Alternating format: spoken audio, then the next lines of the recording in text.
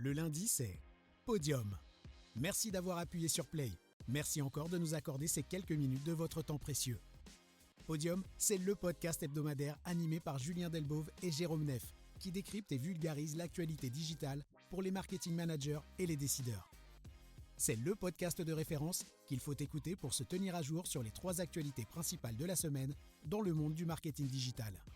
Salut tout le monde, bienvenue dans ce nouvel épisode de Podium. Cette semaine, on va parler de plein de choses super intéressantes sur les réseaux sociaux, mais pas que. Donc vous savez qu'on parle beaucoup du digital, on parle beaucoup des plateformes, mais si on va vous parler aussi de choses un peu annexes au digital qui pourraient vous intéresser, notamment les aides à la digitalisation pour les entreprises. Donc comment est-ce que vous pouvez obtenir des aides et des primes pour vous payer des campagnes digitales et vous aider dans la digitalisation. Salut Jérôme, comment vas-tu? Ça va Julien et toi? Ça va, très, très occupé, hein. On prépare les campagnes de fin d'année. Du coup, bah, tu sais très bien que dans le digital, le Q4, comme on l'appelle, bah, c'est en général très, très chargé parce que tout le monde doit faire ses chiffres avant la fin d'année. Donc, ouais, nous, on est assez chargé là pour le moment. Et toi, de ton côté, sur Meta? Ça tourne aussi pas mal, donc Meta n'est pas mort, hein, je confirme qu'il y a quand même toujours beaucoup de campagnes qui tournent dessus. On va voir un petit peu les updates dont on va parler juste après, mais ça reste en tout cas une demande majeure au niveau des différents clients pour lesquels je peux travailler, même si effectivement on a aussi TikTok dont on va parler aussi. Mais Meta reste toujours pour le moment la grosse plateforme en termes d'investissement sur les réseaux sociaux. Eh ben, comme on le disait aujourd'hui, on va parler de 3 choses. On va parler des aides à la digitalisation pour les entreprises. On va rester sur du méta, hein. Effectivement, on voyait cette news passer au mois d'octobre que on va pouvoir mieux gérer, bloquer les commentaires sur Meta, sur les pubs et sur l'organique. Tu nous en parleras plus. Et finalement, bah, c'était un peu la grosse news du mois d'octobre, c'est le fait qu'on va bientôt pouvoir faire du search sur TikTok. On peut déjà le faire en bêta aux États-Unis, c'est ça, je pense, la grosse news. Oui. On en a déjà, si je dis pas de bêtises, Jérôme, on en avait déjà parlé à l'époque, ça, je pense, du search qui allait arriver sur TikTok. Si tu peux un peu nous rafraîchir la mémoire et nous expliquer en quoi ça change ici sur cette news du mois d'octobre qui a fait grand bruit dans le digital que TikTok allait faire son search comme peut le faire Google ou autre. Oui, mais donc c'est effectivement ta bonne mémoire. Par contre, j'ai pas en tête le numéro de l'épisode de Podium dont il s'agit, mais on l'avait déjà évoqué. Donc le fait que sur TikTok, effectivement, un peu à l'instar de Google, on puisse faire des campagnes de search. Donc typiquement, un utilisateur, une utilisatrice est sur la plateforme, fait une recherche sur un mot-clé et effectivement, on peut avoir des résultats qui sont sponsorisés. Donc ça, je dois rien vous apprendre, c'est des choses qui sont familières pour tout le monde au niveau de ce qui se passe dans Google. Donc ça avait été annoncé effectivement à l'époque. Ça a refait surface ici avec les bêtas qui sont aux États-Unis. Et donc d'un coup effectivement ça réveille un petit peu tous les gens qui gravitent autour du marketing digital avec mais pas mal d'intérêt effectivement pour la chose.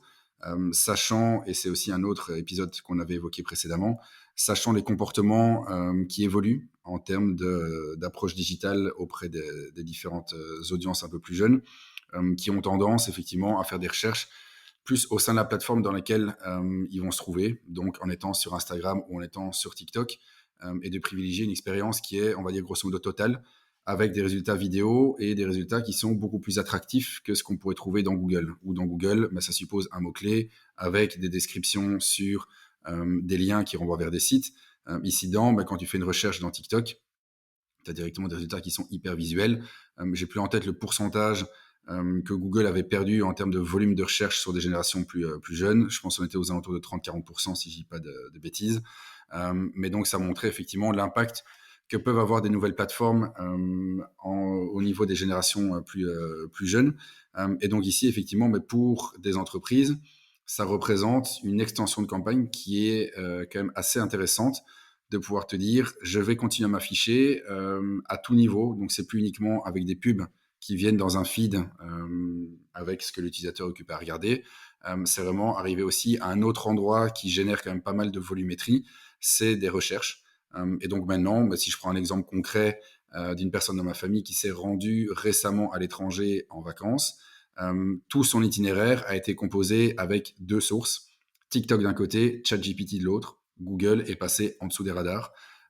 Donc on voit vraiment des évolutions potentielles de comportement. Et donc ici, mais je trouve ça assez intéressant de voir cette chose qui évolue, surtout si on compare TikTok avec Facebook au niveau du search. Facebook a toujours été catastrophique au niveau de son moteur de recherche. Ça a toujours été une blague en soi.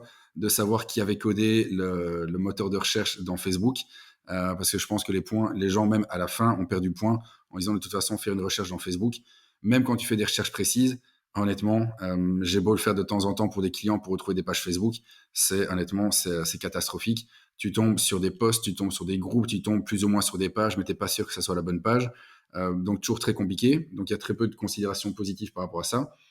Mais ici, voyant la tendance, je trouve ça assez smart de pouvoir proposer ça. On voit effectivement pas mal de posts qui ont tourné autour du sujet aux États-Unis. Je suis curieux de voir si ça arrive en Europe et à partir de quand. Et ça vaudra la peine effectivement de le tester. Et là, je me tourne plus vers toi, vers ton expertise, plutôt Google Search, de voir effectivement si on peut considérer TikTok comme étant une menace directe sur du search, si c'est du complément, de voir un petit peu ce que ça pourrait représenter. Mais en tout cas, l'annonce est là, et donc à voir effectivement ce que ça peut représenter assez rapidement comme impact au niveau des campagnes digitales.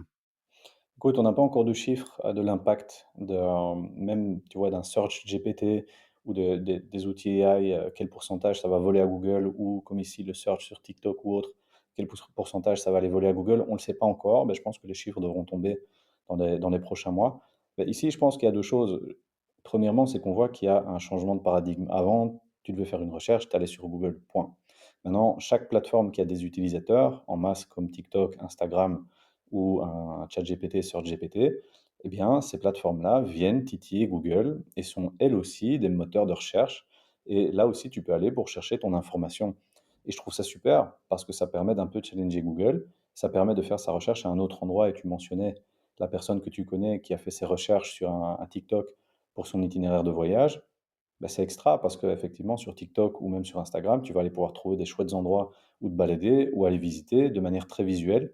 Et honnêtement, je vais dire même, c'est bien fait pour Google parce que quand tu fais aujourd'hui une recherche sur Google, en restant dans le thème du voyage, tu vas faire une recherche sur Google dans le thème voyage, que faire à Marrakech? Parce que tu pars à Marrakech.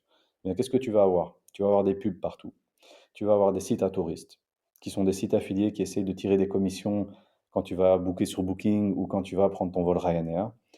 Le contenu de ces sites-là, bah, c'est du contenu qui va être sponsorisé. Donc, en fait, ça va être des résultats orientés. Comme je te dis, c'est des sites qui sont remplis de pubs. Et toi, tu as juste envie de voir, OK, donne-moi juste trois beaux endroits à aller visiter à Marrakech.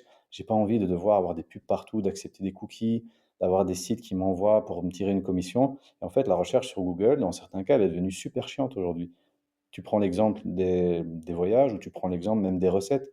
Tu veux une simple recette pour cuisiner un truc, tu vas faire ta recherche dans Google, tu vas avoir 50 000 résultats, tu vas cliquer sur un site, tu vas avoir des pop-up partout. Les sites de recettes, qu'est-ce qu'ils font? Ils te mettent la recette tout en bas de la page. Comme ça, tu dois scroller et avoir 50 000 pubs avant de pouvoir voir les ingrédients. Alors que tu vas sur TikTok, tu tapes, bah, pour rester dans le thème Marrakech, recette couscous. Bah voilà, tu vas avoir trois vidéos d'une minute qui vont t'expliquer comment faire un couscous terrible. Bah voilà, tu as eu ton résultat en une minute, tu n'as pas eu besoin de chercher pendant 10 minutes, fermer des pop-up, accepter des cookies pour avoir ta recette. Et donc là, honnêtement, Google, étant donné qu'ils étaient leaders là-dedans, bah, il y a eu ce petit écosystème qui s'est formé de pubs, de AdSense, de résultats sponsorisés et de sites vraiment où le but n'est pas de répondre à l'utilisateur, mais le but était de faire un max de cash avec les pubs, c'est ça clairement, parce que tout le monde était gagnant. Maintenant, je trouve qu'avoir ces plateformes comme TikTok et autres qui permettent de faire des pubs et d'orienter des contenus, je trouve ça super malin en fait. Et ça répond clairement à un besoin de l'utilisateur qui est d'avoir du contenu visuel, rapide, qui répond à sa question. Et donc je trouve ça en fait très bien et j'espère que ça va remettre un peu Google en question. Et moi je trouve que c'est une très bonne chose. Maintenant, quant au volume, c'est encore un peu difficile à dire. Euh, je pense que voilà, Google sort régulièrement ses résultats de volume de recherche mensuel sur ces plateformes. On va garder ça à l'œil. C'est un petit peu difficile, mais je ne serais pas surpris que l'adoption de ces moteurs de recherche soit énorme et que du coup, la publicité qu'on puisse faire en search sur un TikTok ou peut-être dans le futur sur un Instagram ou un Search GPT, elle va prendre une grande place peut-être dans les mois à venir ou les années à venir dans le budget des publicitaires. Donc, comme on le disait dans l'épisode précédent, on parle de Search GPT, bah, on fera plus son search uniquement dans Google, mais on le fera sur Google, sur SearchGPT, sur Perplexity, sur TikTok, sur Instagram, sur YouTube, donc sur tous les sites où on peut faire de la recherche. Et je trouve finalement, quand tu te places en tant qu'agence, bah, c'est compliqué. Quand tu te places en tant que publicitaire, bah, c'est compliqué parce que ça déduplique le boulot. Quand tu te places en tant qu'utilisateur, bah, je trouve moi que c'est une chose vraiment intéressante.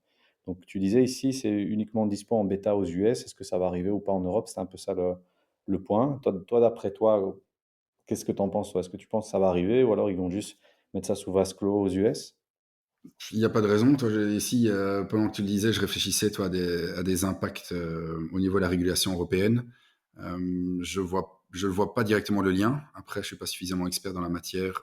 Il faudrait plutôt poser la question des DPO. Mais de fait, il n'y a pas de raison que ça n'arrive pas, si ce n'est à un moment un blocage en termes de volumétrie, comme on a parfois certaines fonctionnalités qui sont annoncées aux US. Je pense tout ce qui est e-shopping. On sait très bien que le marché européen est a priori plus complexe que ce qu'on peut avoir aux États-Unis, où il y a déjà des initiatives qui ont été lancées, et on se rend compte que ça fonctionne pas. Donc a priori, vu les volumes, vu effectivement l'historique de Google, vu la traction qu'on a au niveau de TikTok, la manière dont ça change, la manière dont on se comporte sur les réseaux sociaux, je vois pas pour quelle raison on ne l'aurait pas. Et je vois surtout un potentiel de dingue au niveau des marques, effectivement, comme tu disais, de pouvoir se positionner, même si ça complexifie la donne.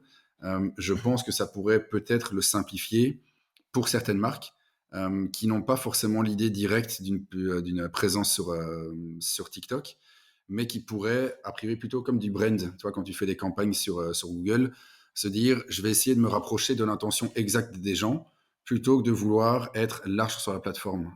Et donc, d'une certaine manière, ça pourrait répondre à certaines problématiques de clients qu'on rencontre assez souvent, de se dire, OK, j'ai bien compris, il y a TikTok, on a des gens qui évoluent, on a des graphes qui ont évolué. Par contre, créer du contenu sur TikTok, ça me paraît encore loin pour le moment. Ou en tout cas, j'ai plutôt peur du ridicule qu'autre chose, donc je préfère m'en abstenir. Ici, avec du search et des résultats qui seraient sponsorisés, je pense que ça pourrait diminuer cette pression en se disant, en fait, nous, ce qu'on voudrait, c'est répondre à des besoins plutôt que de vouloir spontanément nourrir la plateforme. Et nourrir la plateforme sur des tendances, sur des choses qui ont l'air d'être un petit peu au top de l'actualité, mais qui font peu sens pour notre marque, mais plutôt de se dire, on se rend compte que les gens cherchent, mais si on reprend les voyages, nous, on est dans ce créneau-là, on a peut-être notre épingle à tirer par rapport à ça. Et donc, il y a peut-être un enjeu qui pourrait être intéressant aussi pour des marques qui n'ont pas encore commencé, qui ont la volonté de le faire, mais de rester vraiment dans les campagnes brand, un peu à l'instar de tes campagnes sur du search. C'est ça. Et puis, bah, je ne sais pas si on peut faire peut-être ce parallèle avec Instagram et Facebook, mais tu as encore beaucoup de marques aujourd'hui qui disent, voilà, j'ai pas le temps, les compétences, l'envie d'aller m'amuser à faire du contenu organique pour Facebook et Instagram et avoir une page active et du community management.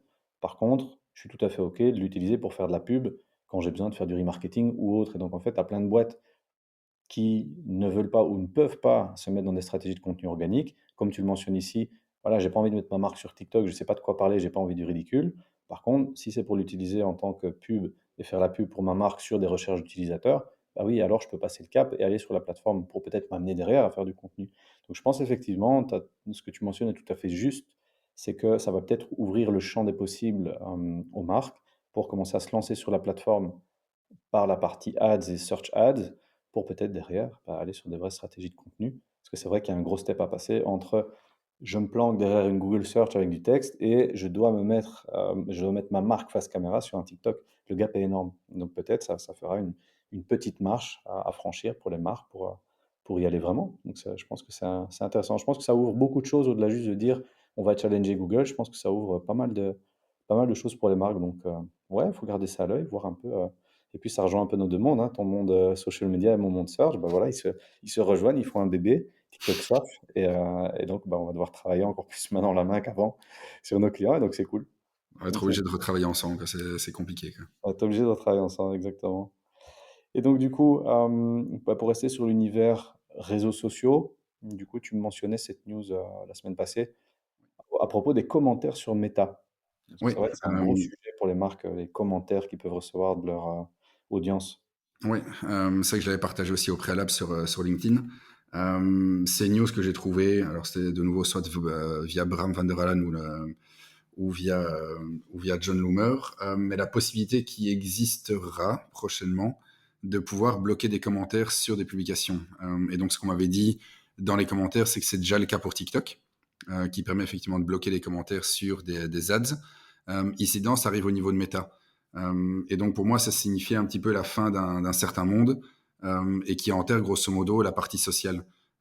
l'historique d'une présence sur les réseaux sociaux comme Facebook, si on prend la plateforme la plus vieille, c'était vraiment de pouvoir interagir. Après, avec tous les changements qu'il y a pu y avoir dans l'algorithme et toutes les contraintes, on est arrivé avec des parties publicitaires. Les gens se sont habitués d'une certaine manière à de la publicité. On est peut-être allé, et je pense qu'on est allé trop loin par rapport à ça, par rapport à des publicités qui sont non sollicitées, qui ne correspondent pas vraiment à ce qui intéresse les gens. Et donc des gens qui commandent dans tous les sens, ce qui représente aussi, là où c'était une opportunité à la base, qui représente plutôt un challenge, voire une menace, de pouvoir se dire, c'est le point que tu évoquais juste avant, mais on va lancer une campagne parce qu'on doit communiquer sur des sujets et donc on va spotter Meta ou Facebook comme étant la plateforme pour le faire de par la démographie des gens qu'on peut y retrouver. Par contre, on sait très bien qu'en appuyant sur le bouton Go de la campagne, on risque de se prendre une volée de bois vert de la part des gens. Les gens vont nous critiquer. C'est les community management. On n'a pas envie d'aller là-dedans. On a envie que notre marque reste positive parce que le message était positif en soi, mais il est mal interprété par des gens. Et donc, on arrive dans les questions de gestion de réputation, de gestion d'image, voire, in fine, à couper une campagne pour des bonnes ou pour des mauvaises raisons. Et donc ici, on arrive un petit peu à la fin d'un cycle qui est de considérer, je pense, vraiment Facebook comme étant du mass média, comme du display, un petit peu si je reprends de nouveau l'analogie avec les solutions Google, de dire en fait, bah, tu utilises un espace qui existe pour toucher massivement une audience avec des banners, comme quand tu arrives sur un site de news, tu vas sur le site du soir, tu vas sur d'autres sites, tu as vraiment du bannering qui peut arriver un petit peu partout. On en a un petit peu, ou en tout cas on a la possibilité qui est offerte d'en arriver jusque-là. Et donc, tu comprends là, je trouve ça peut-être un petit peu dommage de se dire, en fait, on va forcer la nature des choses, on va forcer la visibilité de nos posts, que les gens soient d'accord ou pas. En tout cas, si on fait des campagnes de reach, de notoriété, les gens l'auront vu, n'auront pas la possibilité de le commenter. Donc, d'une certaine manière, très bien pour certaines marques. Par contre, ça force un petit peu, je trouve, l'utilisation ou l'usage qu'on en a des plateformes. Et entre guillemets, c'est un petit peu dommage d'en arriver jusque-là, mais c'est compréhensible aussi de vouloir préserver sa marque et de se dire, c'est pas parce que les gens sont d'accord ou pas d'accord qu'on doit s'abstenir de faire des campagnes de publicité. De temps en temps, on a des messages qui sont, on estime pertinents, doivent toucher une cible, autant le faire. Et ici, Meta nous permet également de un petit peu protéger sa marque et de ne pas être dans des défouloirs. Ici, je prends le cas pour un client pour lequel on travaille pour le moment. On a des sujets qui sont assez sensibles, entre guillemets. L'idée est de renvoyer des gens vers des plateformes pour lire du contenu. Entre-temps, on a des gens qui sont occupés à se tuer dans les commentaires, à aller dans tous les sens. Est-ce que c'est bien ou pas? Ça, c'est un autre sujet, ça reste de l'engagement. Donc, c'est quand même une chose qui intéresse Meta au final et qui a un impact sur tes performances. Mais donc, en tout cas, la possibilité existera dans le futur. Je trouve ça intéressant de le savoir. Est-ce que pour autant, en tant que marque, il va falloir le couper à chaque fois? À voir. J'en ferai pas une systématique. Je ferai vraiment des choses en disant, ça existe. C'est comme des couches de protection de ma marque. Déjà bien réfléchir au message. Le ciblage, on l'a déjà vu, est quand même plus aléatoire. Ou en tout cas, on a moins de contrôle potentiel par rapport à ça. Mais bien réfléchir au message. Quitte à, in fine, effectivement, de se dire, Meta n'est peut-être pas la bonne plateforme pour communiquer. Il y a peut-être d'autres choses à blâmer avant la plateforme. Donc, voilà, c'est quelque chose qui va arriver. Intéressant à savoir pour effectivement, on a certains annonceurs qui mettent un contenu ou un autre, on sait de toute façon qu'on va leur retomber dessus. Si tu t'appelles une marque connue de télécom en Belgique, tu auras beau annoncer ce que tu veux, tu as quand même des gens qui vont venir te dire « Ah, mon décodeur ne fonctionne pas. Ah oui, il y a tel problème ou tel problème. » Donc, peu importe la communication positive que tu voudrais instiller auprès des gens, tu as quand même des gens qui te retombent dessus avec des problèmes qui sont vraiment pratico-pratiques, qui sont liés à leur situation et qui sont tout à fait légitimes. Mais on s'éloigne, si tu veux, du cadre de la campagne et donc, d'une certaine manière, ça peut te prémunir de ce genre de commentaires négatifs qui vont entraîner du négatif et qui te font passer un petit peu à côté de tes objectifs de campagne. C'est ça, le problème, comme tu dis, de ces commentaires, pour revenir à la racine, c'est que à la base, c'est pour créer de l'engagement, mais après, c'est parti un peu dans tous les sens. Et comme tu mentionnais, tu as des gens qui prennent les commentaires pour le service client. Donc ça, c'est un problème pour les marques. Ah, là, j'ai mon décodeur qui marche pas. Ok, appelle le service client. Pourquoi tu vas commenter sur le post Facebook? Mais tu as des gens qui le font, ou tu as des gens qui passent leur temps sur Facebook et comme tu dis, c'est leur défouloir. Ils ont que ça à faire de commenter et de critiquer, et il y en a plein. Donc c'est vrai que c'est un peu ennuyant pour une marque de s'amuser à créer du contenu, apporter de la valeur et avoir juste des trolls qui vont être là pour mettre du négatif. Après, je suis d'accord avec toi, je trouve que c'était aussi une opportunité pour les marques de pouvoir dialoguer et bah, ça, quand on parle avec les gens, c'est déjà arrivé plein de fois qu'au final, tu vois la pub et puis tu regardes le commentaire et tu regardes la discussion de la marque avec la personne en commentaire et tu as appris quelque chose. Ça permettait à la marque justement, bah, soit de jouer là-dessus, comme tu as un Ryanair qui allait entre guillemets clasher les gens dans les commentaires, ou alors tu avais des marques qui allaient en toute bonne foi répondre et donner de la valeur par rapport à la question et je trouvais ça super intéressant. Mais tu as effectivement beaucoup de dérives, donc c'est une balance à voir, à se dire voilà, est-ce que je le prends pour le côté positif et je dialogue avec les gens, ou alors, voilà, j'ai pas envie d'être troll et j'ai pas envie des gens qui comprennent rien et qui vont commenter sur mon post, et alors je bloque les commentaires. Et donc je pense, comme tu dis, c'est une position à prendre en tant que marque. Est-ce que j'utilise, comme tu l'as dit, Meta comme juste du mass média et je veux juste diffuser mon message et que les gens aient eu mon message, ou alors je la prends pour ce qu'elle est, un réseau sur lequel les gens peuvent interagir, mais je dois accepter que je vais pouvoir avoir de la critique et pas juste des gens qui disent ouais, c'était super. Et on a eu le cas aussi sur un client où on a fait des publicités qu'on a arrêtées après parce qu'on s'est pris un flot de commentaires négatifs par rapport au produit. Et en fait, tu avais 40 personnes qui répondaient à la pub en disant «Ouais, le produit est nul, il fonctionne pas, c'est mensonger». Même nous, on a dû contacter la marque en disant écoutez, il faudrait revoir votre produit parce qu'il y a tellement de commentaires négatifs et de mauvais reviews, on ne peut pas continuer comme ça, il faut régler vos problèmes de produit. Et donc, voilà, moi je suis mitigé là-dessus, mais comme tu dis, il faut prendre l'élément de temps et de community management en compte. Parce qu'il y a rien de pire aussi et tu le sais, tu lances une campagne pour un client, tu as, 15 questions en commentaire et la marque ne répond jamais et les gens répondent jamais aux interlocuteurs. Alors dans ce moment-là, c'est mieux de bloquer les commentaires parce que si tu n'as quand même pas quelqu'un en interne qui va faire l'effort de répondre aux gens, ça peut même être pire pour la marque. Et donc ici, je pense que c'est une question aussi de temps et de ressources. Voilà, si vous voulez vraiment vous mettre à fond dans ça, dialoguer avec les gens, répondre aux gens, ça peut être intéressant. Si vous êtes là juste pour du mass média, que vous ne voulez pas répondre ou pour des bonnes ou des mauvaises raisons, bah alors on peut les bloquer effectivement et juste faire des impressions. Donc ça, ouais, je pense que c'est un peu du cas par cas et je pense que tu es passé un peu par tous les cas que j'ai évoqués sur Meta. Je ne sais pas si toi, tu as d'autres cas effectivement où ça peut Non, être non, mais intéressant de regarder ou surtout le dernier que j'avais pas repris effectivement, mais des marques qui et t'as souvent ça avec des grands groupes qui gèrent ça à l'international, qui ont très peu de ressources en local. Et effectivement, le pire que tu puisses avoir, c'est des questions qui sont posées, légitimes, on va dire dans la plupart des cas. Et puis, bah, tu vois, il y a personne qui répond, et puis ça s'accumule, ça s'accumule. Et donc, effectivement, en termes de perception, en termes d'image de marque, c'est quand même pas dingue. Il y a quand même le côté, je vais pas dire voyeuriste, mais curieux de la part des gens. Quand tu vois qu'il y a 10 commentaires sur une publication, que tu le veuilles ou non, ton œil va être attiré par le volume. Et donc, tu as beau te dire, ah ouais, ah, mais en fait, il y a quand même des commentaires, je vais lire le truc. Et puis, tu vas voir bah, peut-être des critiques par rapport au service après-vente, parce que tu as commandé un article, par rapport au fait que les gens ne reçoivent jamais de réponse, même quand ils envoient des messages privés. Tu vois, ça peut avoir un effet aussi négatif.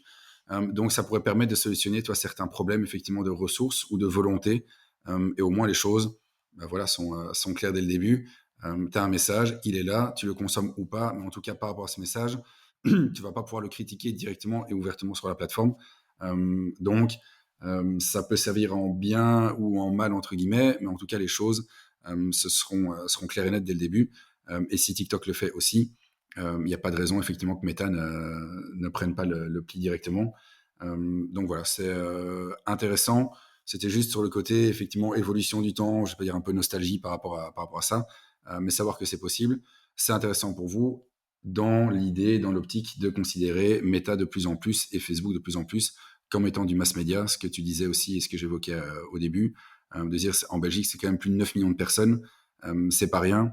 Bah, de temps en temps, on peut être tenté de considérer Facebook comme étant un gros site de news, une grosse homepage sur laquelle on veut faire de l'actualité parce que les gens vont se connecter de temps en temps et on ne demande pas plus. Et donc voilà, c'est un petit peu revoir les ambitions et le côté j'ai envie d'être sur ces plateformes pour dialoguer avec tout le monde. Ben non, de temps en temps, c'est j'ai envie d'y être parce que les gens y sont et j'ai envie d'avoir de l'impact et ça s'arrête là. Donc, tout peut se justifier en termes d'objectifs et ça pourrait être une évolution aussi logique de se dire, ben, j'ai pas tout le temps envie d'avoir une stratégie de dingue et d'engager X personnes pour faire de la gestion de commentaires, pour faire de la création de contenu. Non, je suis sur une plateforme qui est populaire, qui continue à drainer de l'attention et du temps de la part des gens. je vais essayer de trouver un message qui pourrait créer de l'impact auprès de ces personnes-là. Elles cliquent, elles vont sur mon site où elles ont vu l'information. Je m'en contente et j'ai plus besoin d'avoir des plans qui sont des plans de contenu annuels avec des plans de campagne qui sont faits sur Q1, Q2, Q3, Q4. On limite les choses, on limite l'investissement et on considère ça comme étant plus du push et comme étant une plateforme de bannering comme une plateforme classique. Je trouve ça intéressant aussi, même pour les marketeurs et les marketing managers en interne ou même les agences, c'est que tu peux pas aujourd'hui te contenter d'être juste un bon technicien méta et de savoir sur quel bouton il faut pousser pour lancer ta campagne et l'optimiser. Il faut aussi aller voir plus loin et se poser ces bonnes questions stratégiques au départ. Voilà, est-ce qu'on est prêt à dialoguer dans les commentaires sur les pubs qu'on va faire? Est-ce qu'on veut les bloquer? Comment est-ce qu'on va gérer ça? Comment est-ce qu'on va gérer ce que nos pubs génèrent? Et en fait, ça va plus loin que juste pousser les boutons dans les campagnes.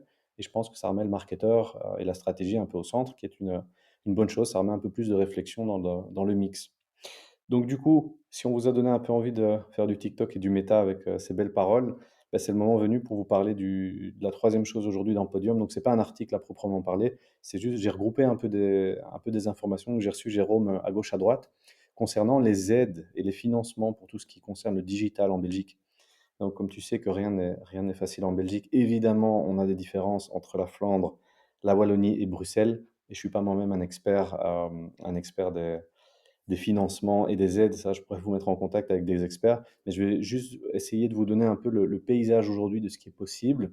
Alors, je vais commencer par la zone de Bruxelles. Donc, sur la zone de Bruxelles, il y a vraiment des aides financières, des financements, donc vraiment de l'argent que vous pouvez avoir pour servir à payer vos campagnes digitales ou vos projets de digitalisation. Et donc, la région bruxelloise est vraiment axée là-dessus. Donc, ils sont vraiment axés sur la digitalisation, donc c'est-à-dire des projets qui vont vous aider à vous digitaliser, c'est-à-dire installer un CRM, faire un site, mettre en place une stratégie digitale, mettre en place des campagnes digitales. Et ben, tout ça va pouvoir entrer dans le cadre de ces aides. Donc, ces aides, des informations que j'ai eues ici récemment, tournent entre 25 et 50% avec des plafonds qui sont fixés à 10 000 euros pour certaines aides et 7 500 euros pour d'autres aides. Mais grosso modo, si vous avez votre siège d'exploitation à Bruxelles, eh bien, et que vous voulez vous digitaliser, comme je disais, que ce soit un CRM, un site web ou autre, vous pouvez toujours faire des demandes euh, par rapport à ces projets-là, parce que vous pouvez effectivement avoir des aides sur la région bruxelloise par rapport à ça. Ça, c'est la première chose. Alors, au niveau de la Wallonie, ça va être un petit peu différent. Donc, au niveau de la Wallonie, il y a ce qu'on appelle les chèques entreprises.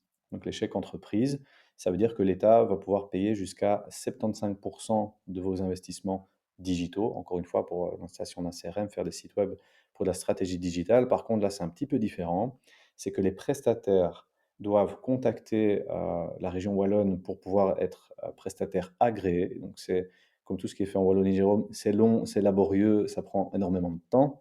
Et donc derrière, une fois que vous avez prestataire agréé et que vous êtes et que votre agence est prestataire agréé, eh bien, vous pouvez avoir des réductions jusqu'à 75% sur les services digitaux qui sont pris en charge par la région wallonne. Par contre, la petite différence, c'est qu'effectivement, vous ne paierez que 25% au prestataire, mais lui, le prestataire, va attendre longtemps, voire très très très longtemps, pour voir les 75% arriver et être payé chez lui. Donc ça cause parfois des frictions, ça on l'a vu. Et la dernière chose qu'on a vu qu'il y avait en Flandre, pardon, c'est ce qu'on appelle le KMO portefeuille. Et donc ça, c'est du budget qui va pouvoir être utilisé pour notamment de la formation. Donc, par exemple, ben, nous, on s'est inscrit à ce KMO portefeuille en Flandre. Et là, c'est le même principe. C'est le prestataire qui doit venir faire toutes les démarches auprès de la Flandre pour être agréé auprès du KMO portefeuille. Et puis, via l'interface, eh bien, les sociétés, les marques peuvent faire des demandes de formation et autres auprès des prestataires agréés sur lesquels ils vont pouvoir avoir des remises ou même des gratuités. Donc, il y a des choses à faire aujourd'hui dans les trois régions en fonction des aides et des financements. Donc, moi, ce que je vous conseille de faire, c'est il y a des boîtes aujourd'hui qui sont des chasseurs de primes. Ils appellent ça chasseurs de primes et donc ils vont vous trouver les meilleures primes pour votre société, déjà pouvoir vous aiguiller sur ce qui est possible ou pas possible. Parce que quand on le fait soi-même, bah, c'est un peu long et laborieux. Quand on contacte les administrations, c'est assez lent. Et donc faites-vous aider par des chasseurs de primes. Nous, on le fait personnellement auprès de notre société et c'est un service qu'on fournit à nos clients. On travaille avec une société de chasseurs de primes qui va chercher les différentes primes disponibles pour nos clients. Ce sont des aides qui sont là, utilisons-les et faites-vous aider par un prestataire qui vous prendra une partie de ses aides pour se payer pour son travail, évidemment, mais c'est mieux d'avoir une petite aide que d'avoir zéro aide. Et je pense que ça peut aider pas mal de sociétés aujourd'hui à pouvoir accélérer la digitalisation, accélérer l'installation voilà, de logiciels, de CRM, de sites web, de stratégie digitale, d'avoir cette petite aide qui va être là et qui est présente. Faut juste trouver faut juste les trouver dans les différentes régions. Donc voilà, toi, je sais pas si ça peut t'intéresser éventuellement pour tes clients ou si toi, tu connaîtrais d'autres aides qui existent, parce que c'est vrai que le paysage est un peu, confus. Ouais, on a déjà 3 régions, différentes, donc ça rend les choses, complexes. De fait, moi, j'ai déjà reçu des clients qui demandaient si j'étais agréé, d'une manière ou d'une autre, ce que je ne suis pas. L'idée est intéressante effectivement de pouvoir diminuer ta facture globale en bénéficiant des aides. Pour autant, et c'est le point que tu avais, pour autant de bien comprendre tous les rouages administratifs qui peuvent exister. De fait, comme tu le mentionnais, il y a certainement des boîtes qui sont spécialisées là-dedans. De la même manière, on avait un ancien collègue chez Mountain View qui fait exactement la même chose pour tout ce qui est demande de permis en Wallonie. Et donc, le but, c'est effectivement de pouvoir, je ne vais pas dire bypasser, mais en tout cas, rationaliser l'effort qui est demandé pour fournir certains papiers. Donc, oui, toi, tout ce qui existe comme prime, d'autant plus dans le digital, qui est le milieu dans lequel et toi et moi, on évolue, tout ce qui est fait pour aider justement les entreprises à se digitaliser, est louable et doit être mis en avant. Mais donc, effectivement, s'il y a des choses faciles qui existent pour faire des demandes, je pense que ça peut aider avec effectivement le côté rétribution qui doit exister dans le modèle qui, je suppose, est le modèle de ces boîtes. Donc voilà, pour autant que ça existe, autant en profiter. Tant qu'il y a des subsides qui existent, autant les utiliser avant qu'il y ait des contraintes budgétaires qui puissent exister justement sur ces apports financiers. Ouais, effectivement, comme tu le mentionnes, ça change souvent, chaque année ou à chaque nouvelle législature, ça change. Tu sais bien comment ça se passe en Belgique, hein, on connaît depuis quelques années. Et donc, du coup, il faut rester à jour là-dessus. Ce qu'on fera, on vous mettra en lien de l'épisode les différents liens donc de Bruxelles, de la Wallonie et de la Flandre, où vous pourrez retrouver euh, les différentes aides possibles et imaginables. Et comme je vous le disais, faites une petite recherche sur Google, sur GPT ou peut-être sur TikTok pour trouver ces chasseurs de primes qui pourront vous aider et à vous digitaliser plus vite et absorber une partie des coûts parce qu'on sait qu'aujourd'hui, bah voilà, la digitalisation, ça a un coût. Faire un site web, installer un CRM, c'est pas donné.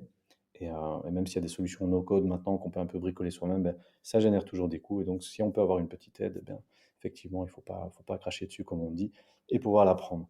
Et bah, du coup, Jérôme, ça nous amène à la fin de ce podium bien chargé. Search sur TikTok, commentaires sur Meta et les aides à la digitalisation pour les entreprises. Comme ça, vous avez un peu les news de tous les côtés de l'univers digital en Belgique et dans le monde pour le mois d'octobre et novembre. On se retrouve bientôt, Jérôme. Salut, à bientôt. Ciao.